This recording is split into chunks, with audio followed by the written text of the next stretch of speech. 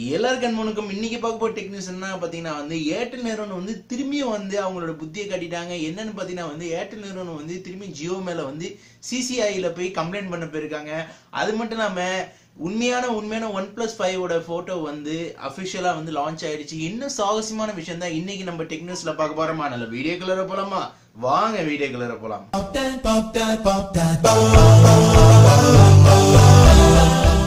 இன்னும் சப்ஸ்கிரைப் பண்ணாதவங்க இந்த கீழே இருக்க என்னோட இதில் சப்ஸ்கிரைப் பண்ணிடுங்க. அதுக்கப்புறம் இந்த சப்ஸ்கிரைப் பண்ணோன்னே இந்த பில் பட்டனை அழுத்திடுங்க. இல்லைனாலும் நீங்கள் வீடியோ பார்க்கும்போது இந்த வீடியோ கீழே உங்களுக்கு இந்த சப்ஸ்கிரைப் பட்டன் நீங்கள் கீழே தெரியும், அந்த பட்டனை கூட அழுத்திட்டு பெல் பட்டன் அழுத்துங்க. அப்கமிங் வீடியோஸ் நீங்கள் சப்ஸ்கிரைப் பண்ணும்போது தான் அப்கமிங் வீடியோ சீக்கிரம் நேற்று ஏர்டெல் நிறுவனம் எல்லா ஃபைலையும் ரெடி பண்ணி கம்ப்ளைண்ட் அடுத்தது ஜியோ மேல கம்ப்ளைண்ட் கொடுக்கலாம்னு சொல்லிட்டு யார் தேர்ந்தெடுத்திருக்காங்க பார்த்தீங்கன்னா ஏர்டெல் நிறுவனம். சிசிஐன்னு சொல்ல போனா காம்படிஷன் ஆஃப் கமிஷன் இந்தியான்னு சொல்லுவாங்க. நம்ம இந்தியாவில் ஒன் ஆஃப் த பார்ட். அவங்கள்ட்ட போய் இந்த ஃபைல்லாம் சப்மிட் பண்ணியிருக்காங்க. இது மாதிரி சொல்லியிருக்காங்க. இது மாதிரி ஜியோவோட இது வந்ததால தான் ஆஃபர் வந்ததால தான் எங்க கம்பெனி ஒரு பாதாள சாக்கடையில போய் நஷ்ட அடைகிற அளவுக்கு ரொம்ப ஒரு பிரச்சனை இல்லை ஃபார்ம் ஆயிடுச்சு. இதால நீங்க சடனா நீங்க என்ன பண்ணுங்க ஏது பண்ணி தர எங்களுக்கு இத்தனை கோடி நஷ்டம் ஆயிடுச்சு அத்தனை கோடி நஷ்டம் ஆயிடுச்சுன்னு சொல்லி சிசிஐ ஒரு தெளிவான முடிவு நேற்று சொல்லிட்டாங்க. அவங்க அவங்களோட வழி பிரகாரம் மக்களுக்கு நல்ல முறையில ஆஃபர் கொடுத்து நல்ல முறையில எல்லாரும் சப்போர்ட் பண்றாங்க. மக்களும் ஆதரிச்சு அவங்களோட சப்போர்ட்டை வரவேற்கிறதால அவங்க ஆஃபர்ல எந்த மாற்றமும் இல்லை, அவங்க நல்லா பண்றாங்கன்னு சொல்லிட்டு ஒரேடியா சொல்லிட்டாங்க. இன்னொரு முக்கியமான விஷயம் ஒரு இங்கிலீஷ்ல ஒரு ஹெட்லைன் மாதிரி ஒரு வார்த்தை கொடுத்துருக்கேன். என்ன ஹெட்லைன்னா no case could be made out the Mukesh Ambani leads சொல்லிட்டாங்க. அதுக்கு அர்த்தம் என்னன்னா பாத்தீங்கன்னா இதுதான் ஹெட்லைன்ல வந்திருக்க மெசேஜ். என்ன பாத்தீங்கன்னா முகேஷ் அம்பானி பேர்ல நாங்க எந்த கம்ப்ளைண்டும் நாங்க எடுக்கவும் மாட்டோம் போடவும் மாட்டோம் தெளிவா அவங்க சொல்லிட்டாங்க. அப்படின்னா அவங்க மேல எந்த ஆக்ஷன் எடுக்கிற அளவுக்கு அவங்க பெரிய குற்றச்சாட்டே செய்யலன்னு சொல்லிட்டு ஏர்டெல் நிறுவனத்தை பகிரங்கமா சொல்லிட்டாங்க. இதுக்கப்புறம் யார்கிட்ட போவாங்க? முதலமைச்சர் தான் போவாங்களான்னு தெரியல. அவ்வளவுதான். வேற சொல்ல போனா வேற யார்கிட்ட போகணும்? போவாத இடத்துல போயிட்டாங்க. ட்ராய்ட்ட போய் கேட்டு பார்த்தாங்க, டெலிகாம் கமிஷனை போயிட்டு பார்த்தேன். சிசிஐ கடைசியா வந்துட்டாங்க. இப்ப யார்கிட்ட போய் கேட்டு போவாங்க?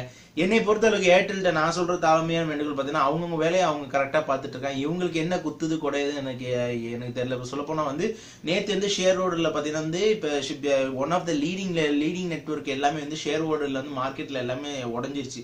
இப்ப அதுல உடஞ்சிருந்து கூட ஆனா அந்த இதுலயே எதிர்நீச்சல் அடிச்சு ரெண்டு நெட்வொர்க் ஷேரிங் ஹோல்டர்ல நம்பர் 1 வந்துட்டு இருக்க யாரு பாத்தீங்கன்னா பிஎஸ்என்எல் ஐடியா நிறுவனம். பாத்தீங்கன்னா யாரெல்லாம் முன்னாடி தூங்கிட்டு நெட்வொர்க்கும் ஜியோ அவங்க விதத்துல போட்டி போட்டுட்டு ஒரு விதத்துல முன்னாடி எதிர்நீச்சல் அடிச்சு வராங்க.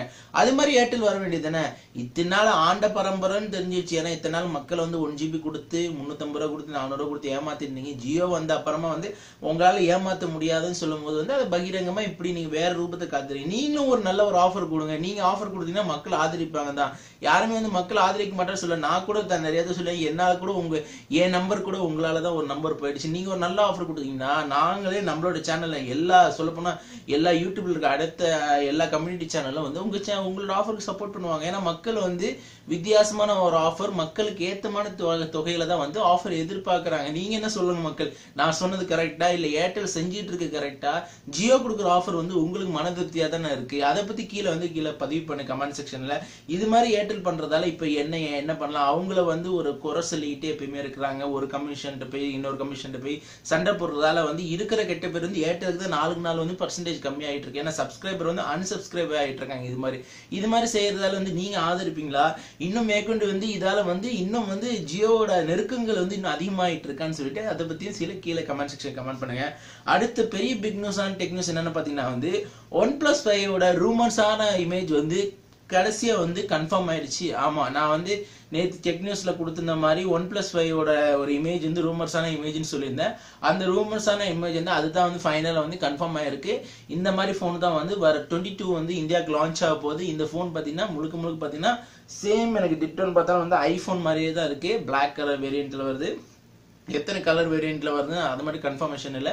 ஆனா இதுதான் பாடி. ஏன்னா அவங்க OnePlus 5ல ட்ரைலர் கொடுத்துருக்காங்க, ஃபர்ஸ்ட் லுக் கொடுத்துருக்காங்க. அப்ப கன்ஃபார்ம் ஆயிடுச்சு இதுதான் டியூல் கேமரான்னு வருது. இதுல பெரிய ஸ்பெசிபிகேஷன் விஷயம் என்னன்னு பாத்தீங்கன்னா 6GB வேரியன்ட் 64GB ஒன்று வருது. அப்புறம் 8GB வேரியன்ட் 180 128GB ஒன்று வருது. ஆனால் இதில் இப்படிதான் ஃபோன் வரப்போகுது, டியூல் கேமரா தான் வரப்போகுது.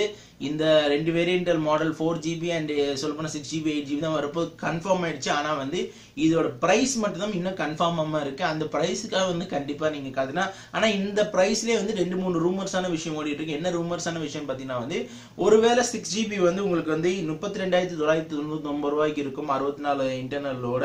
அது மட்டும் இல்லாமல் உங்களுக்கு 8GB வந்து 37,999 ரூபா இருக்கு நினைக்கிறேன், 128GB வரும்னு சொல்லி ஒரு அப்ராக்சிமேட்லி ரூமர்ஸான பட்ஜெட் ஆன போன் இதுதான் வரப்போகுது. ஆனா வந்து இதுல முக்கியமான ஒரு கூர்ந்து பார்க்கக்கூடிய ஒரே ஒரு விஷயம் என்னன்னா பாத்தீங்கன்னா வந்து இந்த 6GB வந்து உங்களுக்கு வந்து நெருக்கி பார்த்தீங்கன்னா 32,999 ரூபா கொடுக்குறது வந்து ஒரு நல்ல ஒரு பட்ஜெட்னு சொல்லுவேன். ஏன்னா வந்து கில்லர் ஃபோன் வந்து லாஸ்ட்டாக வந்து 3T மாடலே நம்ம மாடலே பார்த்தீங்கன்னா 34,999 ரூபாய்க்கு வந்து இந்த ஃபோன் 32,999 ரூபா சொல்லும் போது வந்து 2,000 ரூபா கம்மியாக இருக்கும்போது இந்த ஃபோன் வந்து கண்டிப்பாக மக்கள் வரவேற்பாங்க. ஓகே, ஃபோனை பற்றி நான் ஒன்றும் சொல்ல விருப்பப்படல. ஃபோன் கண்டிப்பாக லான்ச் ஆகும்போது தான் அதை பற்றி நம்ம டீட்டெயிலாக பேச முடியும். ஏன்னா இப்போ ஆல்மோஸ்ட் சொல்ல போனால் ஓப்போ மாதிரி சொல்கிறாங்க பிளாக் எடிஷன், இன்னொரு பக்கம் பார்த்தா முழுக்க ஐஃபோன் மாதிரி தான் எனக்கு தெரியுது. ஏன்னா ஐஃபோன் வந்து பிளாக் கலர்லேருந்து ஐஃபோன் எப்படி இருக்கும்னு சொல்லிட்டு அப்படி தான் இருக்கும். ஆனால் வந்து இந்த பாடி தோற்றத்தை கவர் பண்ணி நம்ம பார்க்கும்போது ஃபோனை எடப்பட முடியாது. இன்னும் வந்து ஏன்னா வந்து 1+5 மாடலோட எக்ஸ்பீரியன்ஸ் வந்து எல்லாருக்கும் இந்தியாவுக்கு தெரியும். ஏன்னா அவங்க கஷ்டப்பட்டு உழைச்சி முன்னுக்கு வந்துட்டு இருக்காங்க. ஏன்னா 1+5 ஏன்னா வந்து ஆரம்பத்துல 1+1லேருந்து நான் பார்த்துட்டு இருக்க ஒரே மாடல் பார்த்தீங்கன்னா வந்து அவங்க ஆரம்பத்தில் ரேம் அதிகம் கொடுக்குறாங்க, ப்ராசஸ் எது அட்வான்ஸாக இருக்குது அது மாதிரி கொடுத்து மக்களுக்கு வந்து ஒரு நல்ல இனத்தில் வந்து அவங்க கம்பெனி ரன் பண்ணுறது வந்து அதுக்கு முதல்ல ஹேட்ஸ் ஆஃப் பண்ணணும். அதனால இந்த 1+5 மாடல், இந்த 1+5 சொல்லப்போனால் இந்த இப்போ அவங்க அஃபிஷியலாக லான்ச் ஆகிருக்கு இந்த மாடல் பார்த்தா உங்களுக்கு எப்படி தெரியுது? 1+5 ஃபோன் வந்து வாங்குவீங்களா வாங்க மாட்டீங்களா? 1+5 உங்களுக்கு ஃபோனோட எக்ஸ்பீரியன்ஸ் இருக்கா? இந்த பட்ஜெட்டில் வந்து அவங்க நிர்ணயம் பண்ணிக்கிற விலை வந்து கரெக்டாக ஒரு காம்பபிளாக இருக்குமா? இப்படின்னா 6GB ரேம் அப்புறம் 8GB வேரியன்ட் காம்பபிளாக இருக்குமா? அது மேடம் இந்தியாவில் வந்து முறையாக வந்து 835 ப்ராசஸர்கள் வந்து இந்த விலையில வர்றது வந்து இது ஒரு விதத்தில் கேப்பபிளான விலை தான் நான் நினைக்கிறேன். ஆனால் நீங்க என்ன நினைக்கிறேன்னு சொல்லிட்டு கீழே கமெண்ட் செக்ஷனை கமெண்ட் பண்ணுங்க. அடுத்த டெக்னிக்ஸ் என்னன்னா பார்த்தீங்கன்னா சாம்சங் கேலக்ஸி நோட் 8ஓட சொல்லப்போனால் அதோட ஒரு ஸ்பெஷலான ஒரு ஸ்பெசிஃபிகேஷன் லீக் ஆயிருக்கு. என்ன லீக்னு பார்த்தீங்கன்னா வந்து கேலக்ஸி நோட் 8ல வரப்போற ப்ராசஸர் பார்த்தீங்கன்னா வந்து ஸ்னாப் டிராகன் 836 தான் புது ஸ்னாப் டிராகன் வரப்போகுது. இப்போ ஆல்ரெடி இன்னும் வந்து 835 ஸ்னாப் டிராகன் லான்ச் ஆகல. ஆனால் வந்து 836 ஸ்னாப் டிராகன் லான்ச் பண்ண போறாங்க. அது மட்டும் இல்லாமல் உலகத்திலே பார்த்தீங்கன்னா முதல் ஸ்னாப் டிராகன் 836 ஸ்னாப் டிராகன் வந்து சாம்சங்கோட நோட் 8ல தான் வரப்போகுது. அது வந்து முதல்ல வந்து அவங்களுக்கு தான் அந்த கௌரவம் வரப்போகுது. அது மாதிரி இந்த ஃபோன் வந்து எப்போ லான்ச் ஆகுது பார்த்தீங்கன்னா ஆகஸ்ட் மாசத்துலேருந்து செப்டம்பர் மாசத்துக்குள்ளார வந்து உங்களுக்கு ஐஎஃப்ஏன்னு சொல்லிட்டு ஒரு ஈவெண்ட் ஒன்று நடக்கும். அந்த ஐஎஃப்ஏ ஈவெண்ட்ல தான் வந்து இந்த ஃபோன் வந்து லான்ச் பண்றாங்க அஃபிஷியலா. அது கண்டிப்பாக எதிர்பார்க்கலாம் இந்த ஃபோன் வந்து. ஆனால் இதோட ஸ்பெக்ஸ் இது மட்டும் இல்லாமல் இதோட ஃபுல் விரைவான விஷயங்கள் வந்து நிறைய இன்னும் வந்து பொலித்தனமான விஷயங்களா இருக்கு. அதனால வந்து இது நிறைய விஷயத்த நான் வந்து குழப்ப விருப்பப்படல. ஆனால் இப்போ உள்ள தகவல் பிரகாரம் பார்த்தீங்கன்னா வந்து நோட் 8ஓட முழுமையான விரிவாக்கம் பார்த்தீங்கன்னா இதோட சிப்செட் பார்த்தீங்கன்னா 836 சிப்செட்ல தான் கண்டிப்பாக லான்ச் ஆகும்னு சொல்லிட்டு இது வந்து வந்திருக்கு. அதனால வந்து இந்த நோட் 8க்காக யாரெல்லாம் வெயிட் பண்றீங்க?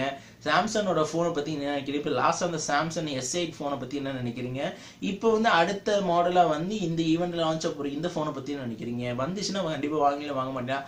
வந்தா கூட எந்த பட்ஜெட்ல இந்த ஃபோன் இருக்கு ஒரு அப்ராக்சிமேட்ல பட்ஜெட் வந்து குத்து மதிப்பா கீழே கமெண்ட் செக்ஷன் கமெண்ட் பண்ணுங்க. அதை பத்தி நம்ம இன்னைக்கு பேசலாம். அது மட்டும் இல்லாமல் லாஸ்ட் டெக் நியூஸ் என்னன்னா பாத்தீங்கன்னா வந்து நேத்து கூட ஒருத்தர் கேட்டிருந்தாப்புல, சார் இது மாதிரி வந்து எந்த ஸ்னாப் டிராகன் பாத்தீங்கன்னா வந்து 630 ஸ்னாப் டிராகன் எந்த ஃபோன் முதல்ல வரப்போகுது கேட்டாங்க.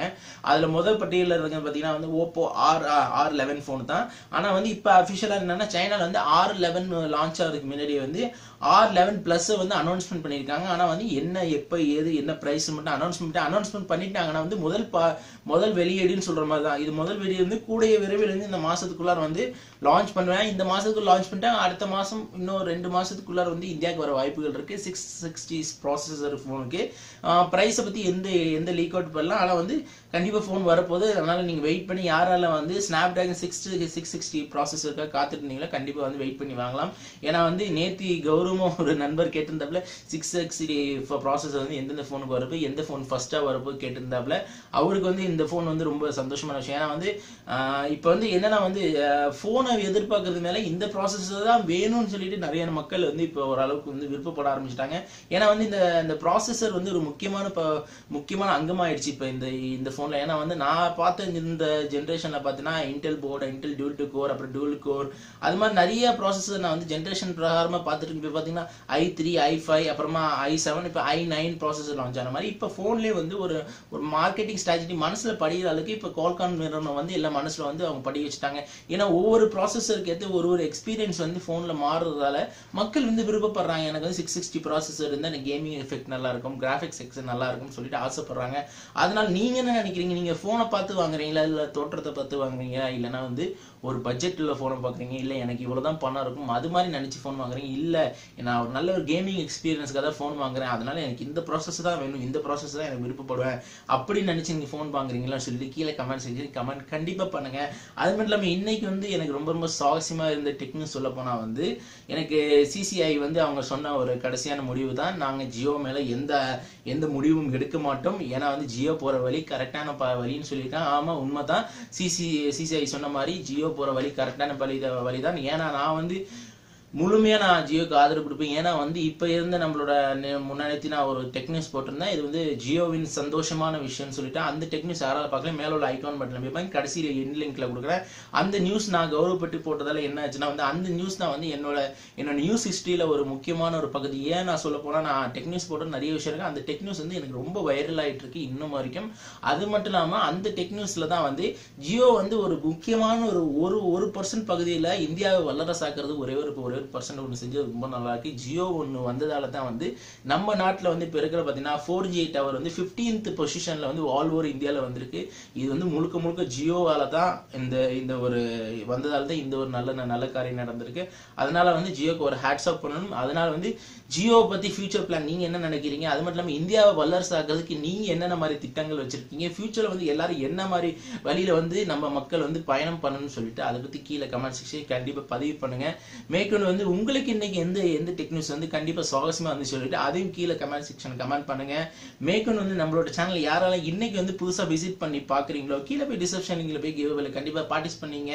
மேற்கொண்டு வந்து இந்த வீடியோ பிடிச்சிருந்தா தயவுசெய்து சப்ஸ்கிரைப் பண்ணுங்க. அது முக்கியமான விஷயம் என்னன்னா வந்து இந்த வீடியோக்கு ஒரு தம்ஸ் அப் கொடுங்க. மேற்கொண்டு வந்து இந்த வீடியோ வந்து கண்டிப்பா ஒரு நம்பராச்சும் வந்து உங்க ஃப்ரெண்ட்ஸ் ஷேர் பண்ண மறந்துடாதீங்க. அதனால இந்த வீடியோ பிடிச்சிருந்தா தயவுசெய்து சப்ஸ்கிரைப் பண்ணுங்க, லைக் பண்ணுங்க, கமெண்ட் பண்ணுங்க, ஃபேஸ்புக்ல ஃபாலோ பண்ணுங்க, ட்விட்டர்ல ஃபாலோ பண்ணுங்க, கூகுள் பிளஸ் ஃபாலோ பண்ணுங்க. அப்கமிங் நல்ல வீடியோ வந்துகிட்டே இருக்கு. மண்டில் சைனிங் ஆஃப் முகமது. பாய். இன்னும் சப்ஸ்கிரைப் பண்ணாதவங்க வந்து இந்த கீழே இருக்க என்னோட இதில் வந்து சப்ஸ்கிரைப் பண்ணிடுங்க. அதுக்கப்புறம் வந்து இந்த சப்ஸ்கிரைப் பண்ணோன்னே வந்து இந்த பில் பட்டனை அழுத்திடுங்க. இல்லைனாலும் நீங்கள் வீடியோ பார்க்கும்போது வந்து இந்த வீடியோ கீழே வந்து உங்களுக்கு வந்து இந்த சப்ஸ்கிரைப் பட்டன் நீங்கள் கீழே தெரியும், அந்த பட்டனை கூட அழுத்திட்டு பெல் பட்டன் அழுத்துங்க. அப்கமிங் வீடியோஸ் வந்து நீங்கள் சப்ஸ்கிரைப் பண்ணும்போது தான் வந்து அப்கமிங் வீடியோ வந்து சீக்கிரம் வந்துட்டு இருக்கோம்.